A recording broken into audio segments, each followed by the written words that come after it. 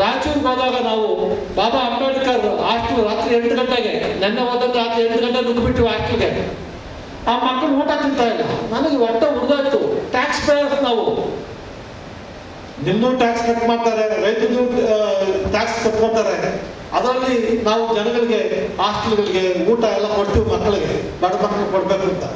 ಅಲ್ಲಿ ಹೋದಾಗ 3 ಜನ ಇತ್ತು, ಅವ್ನು 422 ಜನಕ್ಕೆ ಅಟೆಂಡೆನ್ಸ್ ಆಗ್ತಾನೆ. ಒಂದು ಹುಡುಗನಿಗೆ 2,100 ರೂಪಾಯಿ 2,200 ರೂಪಾಯಿ ಕೊಡ್ತಾರೆ. 3 ವರ್ಷ ದುಡ್ಡು ತಗೊಂಡ. ನಾನು ಕೇಸ್ ರಿಜಿಸ್ಟರ್ ಮಾಡ್ತೀನಿ ಅಂದರೆ ಆಚೆ ಬರಬೇಕಾದ್ರೆ ಚೆಟ್ಟು ನನಗೆ ಕೇಸ್ ರಿಜಿಸ್ಟರ್ ಮಾಡೋದಿಲ್ಲ. ಯಾವಾಗ ಹೇಳ್ತೀನಿ ನೀನು ಅಂದೆ ನಾನು. ಯಾರು ಹೇಳ್ತೀನಿ ನೀನು? ಲೋಕಾಯುಕ್ತ ಸಂಸ್ಥೆ ಯಾರು ಬಗ್ಗಲ್ಲ, ಇಂಡಿಪೆಂಡೆಂಟ್ ಸಂಸ್ಥೆ, ಯಾರು ಬಗ್ಗ ಪ್ರಶ್ನೆ ಇಲ್ಲ, ಯಾವ ಬಗ್ಗಕ್ಕೆ ಆಗೋದಲ್ಲ, ನನ್ನ ಪಕ್ಷಕ್ಕಾಗಲ್ಲ. ಈ ಥರ ಪಬ್ಲಿಕ್ ಮೀಟಿಂಗಲ್ಲಿ ಗುಂಪು ಕಟ್ಕೊಂಡು ನಮ್ಮ ಮೇಲೆ ರೌಡಿಸಮ್ ಮಾಡಕ್ಕೆ ಬಂದರು. ನಾನು ಜೋರು ಮಾಡಿ ಕೇಸ್ ರಿಜಿಸ್ಟರ್ ಮಾಡಿದ್ರೆ ಸಸ್ಪೆನ್ಷನ್ ಮಾಡಿದ್ರೆ ಮನೆಗೆ ಹೋದವನು, ಅದು ಬೇರೆ ಕತೆ. ಈಗ ಯಾಕೆ ತೆಟ್ಟು ಮಾಡ್ತಾರೆ ಜನ ಅಂದರೆ, ಒಳ್ಳೆದನ್ನು ಕೇಳಿ ಸಂತ ಇವ್ರಿಗೆ. ನೀನು ಅನ್ಯಾಯ ಮಾಡ್ತೀಯ ಅಂದ್ರೆ ಸಂತ. ಆ ಪಾಪಗಳಿಗೆ ನಾನು ಮಾಡಿದ ಅನ್ಯಾಯ ಹೇಳ್ತಾನೆ ಅರ್ಥ ಮಾಡ್ಕೋಬೇಕು ಜ್ಞಾನ ಇಲ್ಲ.